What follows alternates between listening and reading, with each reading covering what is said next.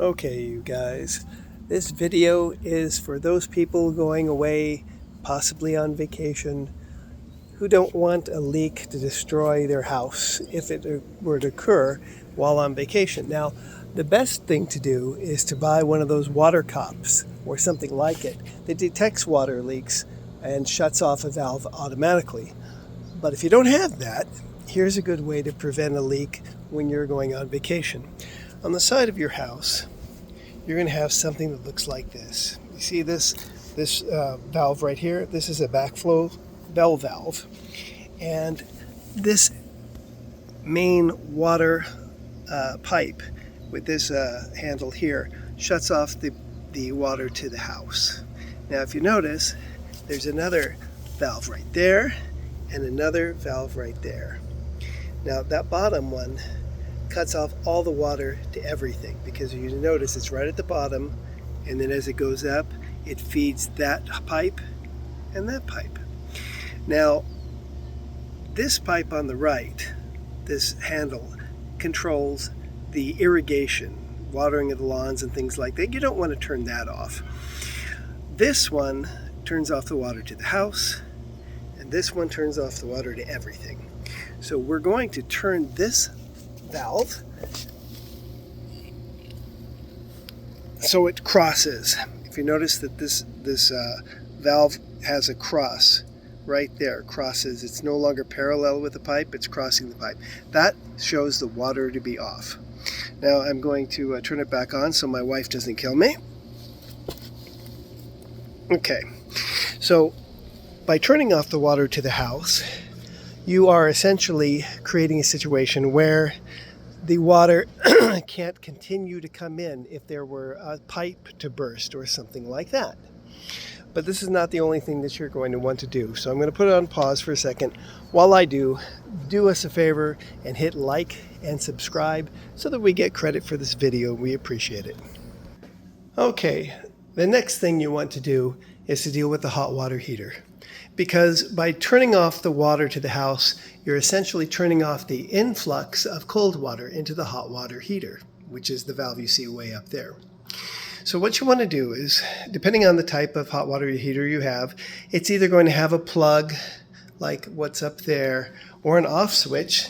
On mine, this is a ream, and it has an off switch right under here, and that will shut it right off. Or you might have a dial that you turn to vacation mode and then push in and continue to push until it says off. Why is this necessary? Well, this thing is going to continue to heat. And you don't want to cut off the inflow of water if for some reason there's some sort of a leak or what have you. You don't want the thing constantly heating, because if the tank empties in some way and it continues to heat, that can be a problem. It could be a fire hazard. The likelihood is it would automatically shut off as a safety feature, but you don't want to take that risk. So by turning off the hot water heater, and if you have a circulating pump, turning off the circulating pump, and turning off the water to the house, now the only water you have to worry about is in the pipes itself. Okay. So if you were to spring a leak, it would be a small leak because you don't have a constant influx of water from the street anymore, just the water that are in the pipes. Now, if you want to go further, I don't advise this, but let's say you say, well, I want to make sure that the water in the pipes don't leak onto my floor. Well, there is a way to deal with that too. And the way to deal with that is to turn on the cold water and the hot water until it stops flowing. And that will empty out all of your pipes. The hot water heater is not on, so it's not going to fill up with water. It's not going to continue to heat water. And so ultimately you'll have empty pipes in the house for both hot and cold, and you will have a hot water heater that's not on anymore, so it's not heating anything, and no water coming to the house. The drawback to that is when you come home, you're going to turn the water back on the side of the house. You're going to turn on the hot water heater. You're going to basically reestablish what you disconnected when you turned off.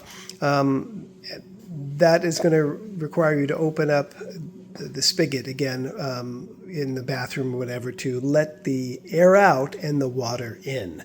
So you're going to have air in the pipes that has to come out somehow. The way you do that is to open up a spigot, a faucet, and when the cold water is reestablished with the house, then it will fill up those pipes again, but you're going to have a lot of hissing, and you might have some jerking of the pipes due to the water pressure coming in there. But ultimately, that's if you really want to empty out all the water in the house so that there's no possibility of any kind of leak whatsoever, because there's no more water pressure once you open up the spigots and you turn off the inflow of the water in the house. But again, I wouldn't do that. I wouldn't go that far. But certainly turning off the water source to the house and turning off the hot water heater and the recirculating pump, that will save you thousands of dollars if a leak were to occur, because only the water in the pipes would be able to come out on the floor.